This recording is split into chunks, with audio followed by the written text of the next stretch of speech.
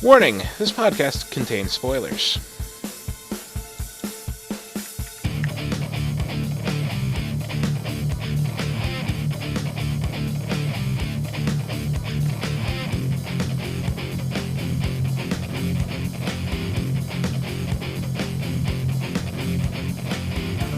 Hello everyone, and welcome to the ASOTV podcast for Legends of Tomorrow, Season 2, Episode 3, Shogun. I'm your host, Clio, and with me I have Nikki. Hey. Hello. So you were saying you didn't like this episode? No, I wasn't a fan. But to be fair, I'm not really a fan of Legends in general. I mean, I really like the GSA part of the whole story so far.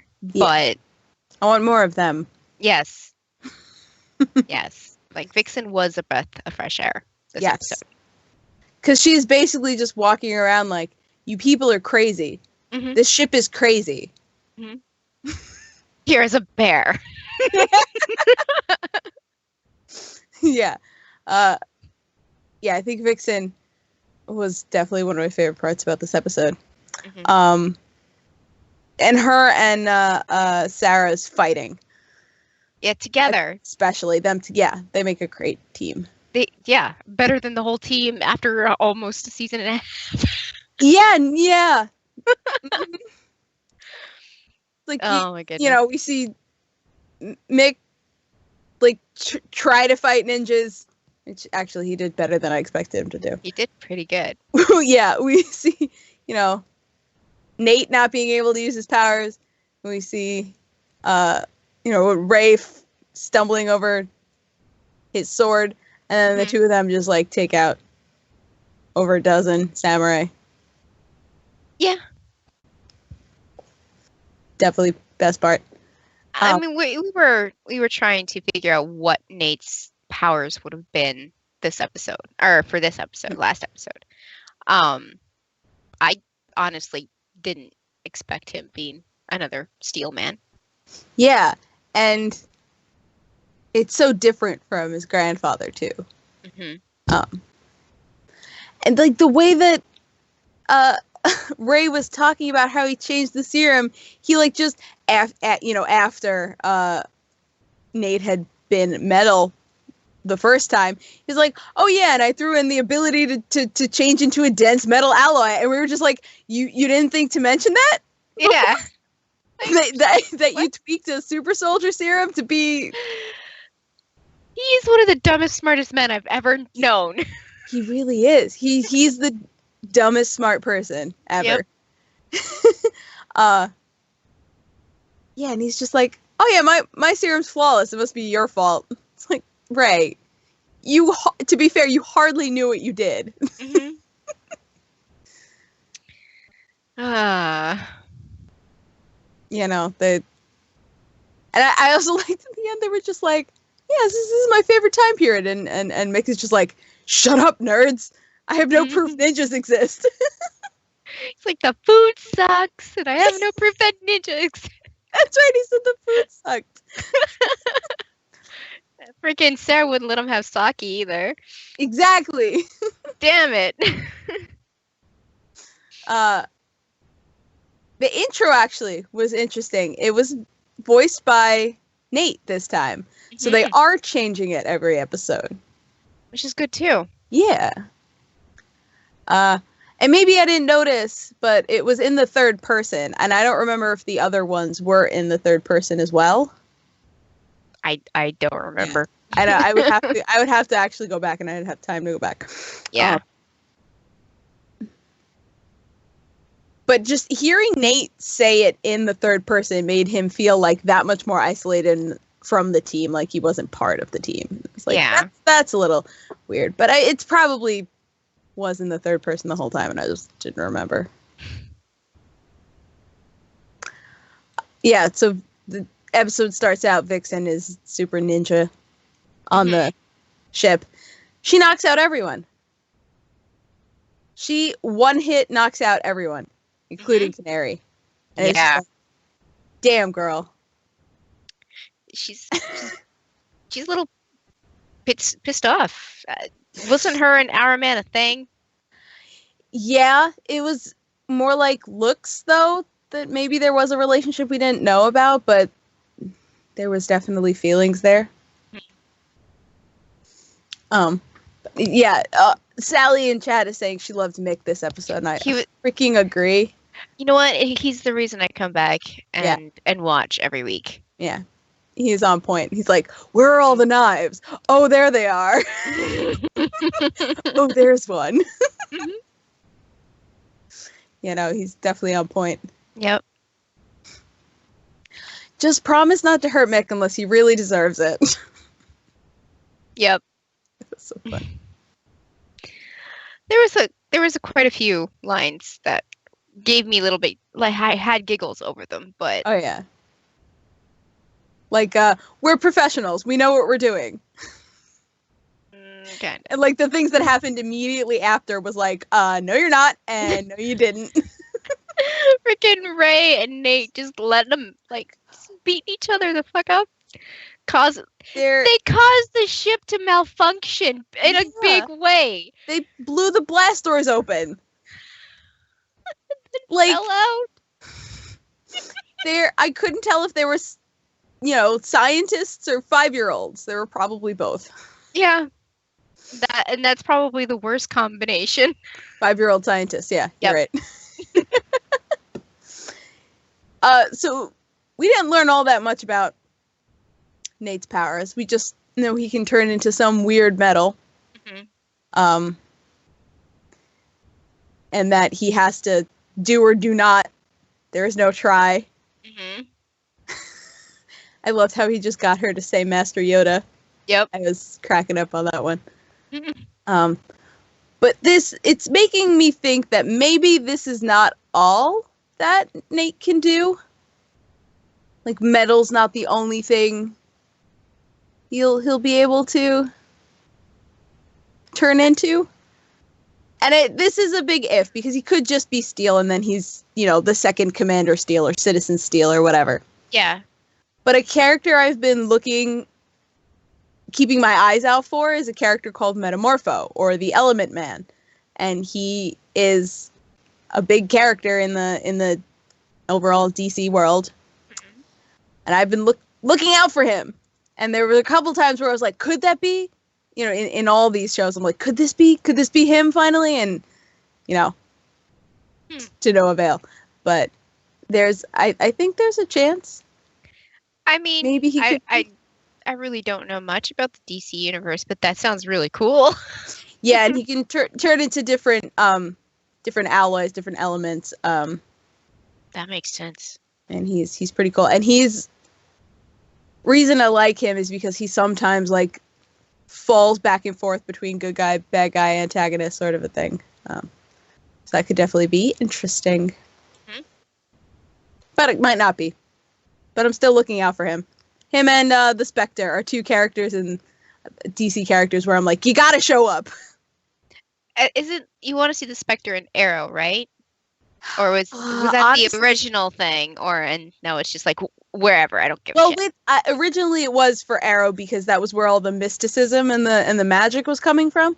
Mm-hmm. But now that the worlds are going to collide, I'm like looking for him everywhere. Right. Yeah. And also with Legends of Tomorrow, I was just ranting on our Flash. Was it Flash episode? What did we just do? Arrow. It was Arrow. It was Arrow. I was ranting on Arrow, where it's like they've teased Cord Industries a couple times, which Ted Cord is the Blue Beetle. And the Blue Beetle and Booster Gold are two heroes that team up a lot, and I would love to see the two of them. So there are a lot of heroes I'm like looking out for. Okay. And they're leaving little breadcrumbs, and I'm just like, give it to me. So the thing I love the most in this episode was the teamwork on the ship. When they were trying to, stop themselves from falling out of time, when they were, leaving at the end, the consoles changed. Just how the team is working. It's more like a sci-fi show like Star Trek or Firefly. Yeah. Like, it feels... And I almost hate to say it, but I'm glad that Rip is gone, because we have this actual crew It's not just Rip running around doing everything with Gideon helping him. It's everybody's doing their part. Yep. And that's such a better dynamic than what we had last season. It really is. I mean, I've slept through a lot of Star Trek, but the fact that they do a lot of teamwork and everybody's got their own job to do is what makes it interesting. Mm-hmm. Yeah. And so it's not just the chair that the pilot has now. So Sarah's got the chair with the cranky thing to go forward, but she's got a whole console with actual buttons in front of her. And I was like, see? This makes more sense when you're literally flying a freaking starship with just one lever. That doesn't make any sense. Now she has a console. It makes sense. It's just because, Sarah, she is more of a physical person. She can't just like yell to Gideon and say, do this, because she doesn't really know the techno babble. She knows how to press buttons because, I can press buttons. Yeah. But that's just more logical for her. Mm-hmm. Yeah, no, I like it so much better. Makes so much more sense to me. I still can't get over her fight face or like her concerned face. I just like every time I see it, I'm like, are you pooping? She's just flexing real hard. It's really that bad. Yeah. Oh, I honestly, I'm now probably not going to be able to unsee it, but it's not something I noticed. But now I'm going to notice it. And instead of it being an intense moment, you're just going to laugh. Yeah. It'll probably still be intense, but intense laughter. Yes, intense. So they land in feudal Japan, and Shogun take Rei's armor. Oh my god! Complaining last week when we were talking, we read the synopsis for this episode. But it's like, right, man, you gotta put a lock on your armor. I mean, you gotta have it so that if it's not on your body, it doesn't work at all. Yes, like that's the best failsafe at that point. I think he was bluffing because he was saying you can't use it; it might kill you or whatever. But it clearly didn't kill him. So no, it seemed to work pretty well for him. Yeah, I was expecting it to like malfunction or something. Yeah, except he didn't. Never figured out that it shrinks. I guess. If you don't know, he was really was probably using it for the pew pew. Mm-hmm. I mean, in feudal Japan, that's what you need. Yeah.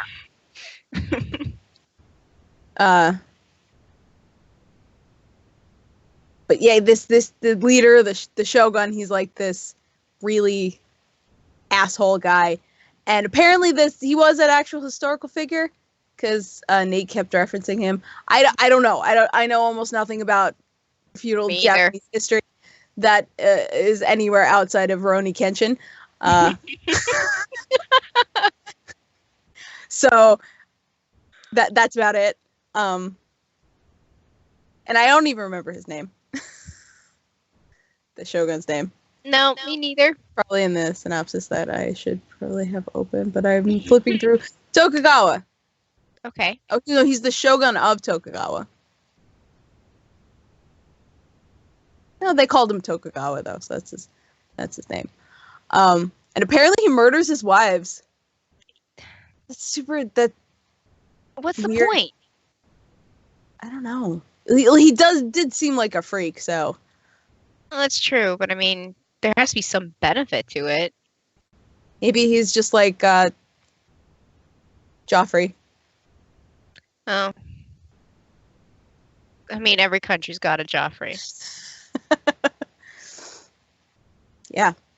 Every time period's got one too. Mm-hmm. But I loved Masako and her father. They were awesome. Mm-hmm. I love her father talking to Rei especially because he's just gives all this wisdom. He's like, armor is just metal and silk. It can be replaced. And Rei's like, so you mean I can beat the Shogun? It's like, hell no. Hell no. Let's go get you some armor. My armor to beat the Shogun. That's not what I'm saying, dumbass. Nah, he was really funny. I liked him. He was, yeah. And what else was I gonna say about that? Yeah, her and Nate. There's always some sort of relationship that happens like that. Like, they can't help themselves. No, I know. It's like you're a historian. You do know if you fuck around with this girl, you're changing history, right? Mm-hmm. Like, you're traveling with time travelers, and this is kind of an unspoken rule. You don't fuck with history, but I mean, it happens anyways. Fucking legends. They fuck with history constantly. I know. And he almost kisses her, and then they walk in, and they're just like, "Is this a bad time?" Nope. Nope. Nope. Yeah, no. It was a pretty funny episode. I did like it.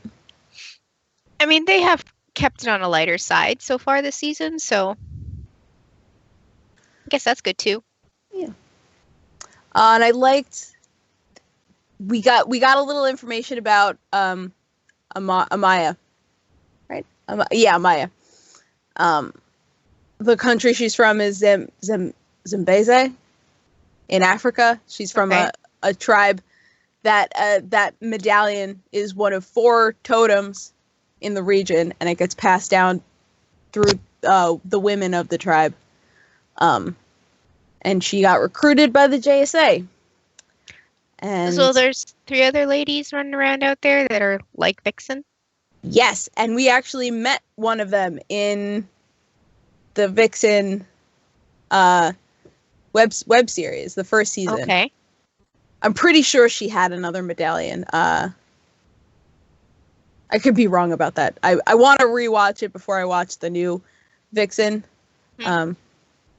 Especially now that this Vixen is going to be in Legends, and she seems to be coming along with them, so she's going to be around for a while, and I'm very happy about that. Yeah, I was like, I hope they don't solve this right away and they send her off, because I think they really need her on the ship for a different dynamic, because it just seems like she's actually kind of bringing them together a little bit. Yeah. I mean, I think as much as Rip was crazy, he was here's the actual truth of the matter character. Mm-hmm. And without him, everyone, not that they have their heads up their ass, but they are just sort of, everyone's got a screw loose in this on this team. And bringing Amaya in, she's very focused and very down to earth. So yeah, she's super grounded. That's gonna help. Oh yeah, and Ray just kept saying, or they said it a couple times. There's like steal on for his powers. I'm like, please don't make that a thing. No, please don't. This is not Fantastic Four. Don't do that. That's terrible. Yeah, no, it's just steal on doesn't even sound good. Like, no, don't do that.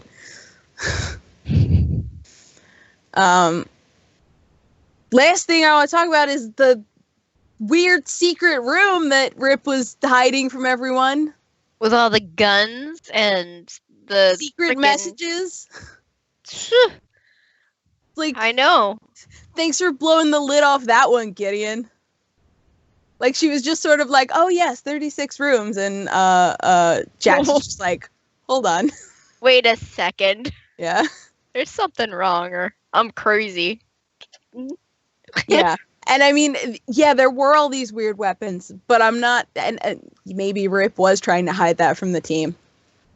But really, what it was there's just a giant message board of like hails from different heroes times in different times, and they listened to one from Barry. I think that was Barry. The only one that they had at that point. Well, it was the only one that wasn't listened to. There was a list. Oh. There was a list of stuff, but they were all grayed out, and the one that was in red was from Barry, and it was new.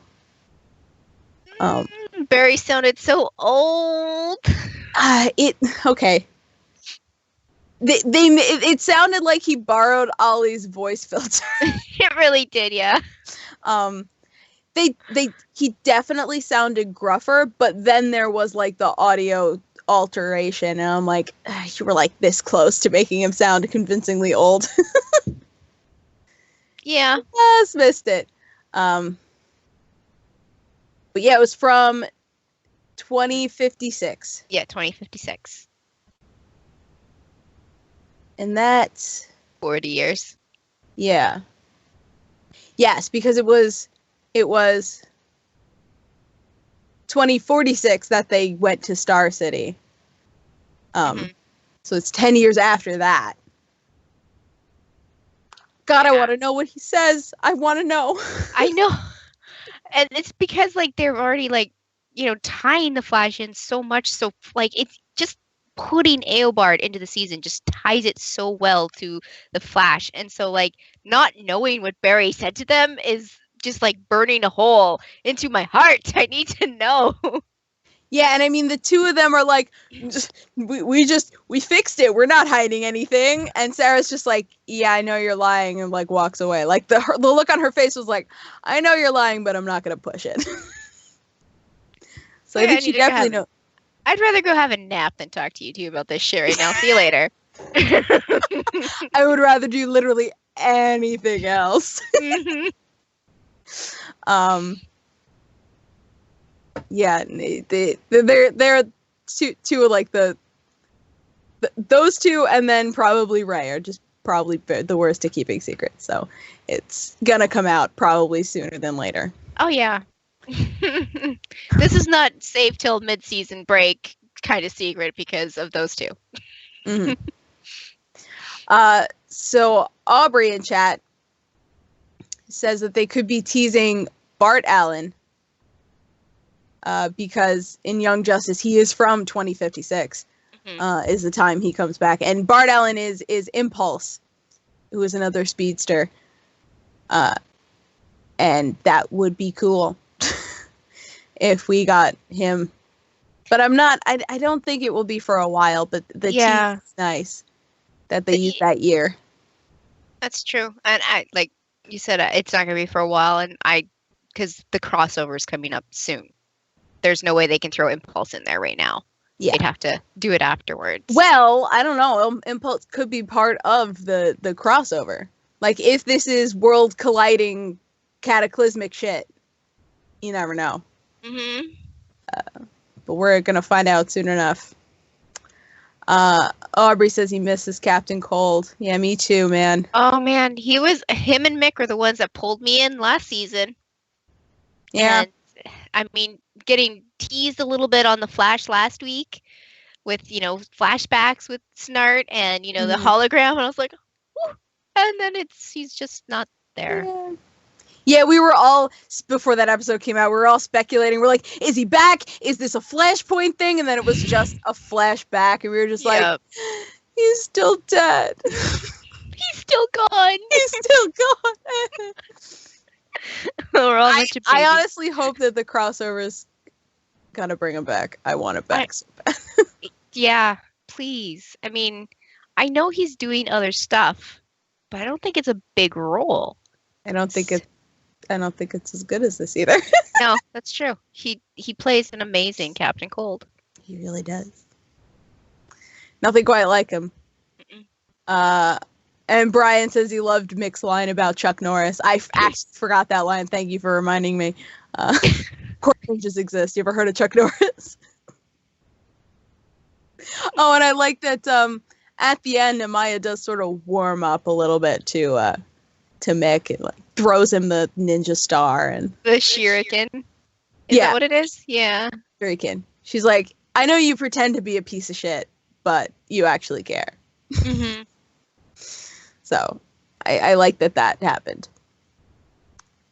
That just, you know, that solidified her spot in the team for a little while at least. Oh, totally. Definitely. And Sally says she feels bad for Ray that he had to destroy his suit. I mean, he has Gideon. He can probably put another one together. And I mean, they kept alluding to the fact that he felt inadequate without the suit and how it, like, he felt like he was really losing something, but he didn't, because that suit came out of his brain. You know, he made that suit himself with his own hands. And it's probably going to be a lot of work. But I bet he can make a better one. And I hope it looks... Not that this suit didn't look cool, but I want it to look cooler. Like more know what I mean? Iron Man smooth, or because every time I see the Atom, that's who I'm thinking of. Yeah, because at first that's what it was. When he was an Arrow, it was literally just a fly around shooting suit. Like, it was literally just Iron Man. And then he accidentally got the shrinking tech. And then he became a combination of Iron Man and Ant-Man. Well, I mean, the Atom, that is... Yeah. Powers, but, yeah, I don't know what I want it to be a little different. Because this suit always felt like it was missing something for me. As a fan of the Atom. Right. As I have been from the comics. So, I don't know. I don't know what I'm looking for. Just something a little different. Maybe a little more blue. Because the Atom's costume has a lot of blue in it in the comics. Oh, okay. Maybe a little more blue.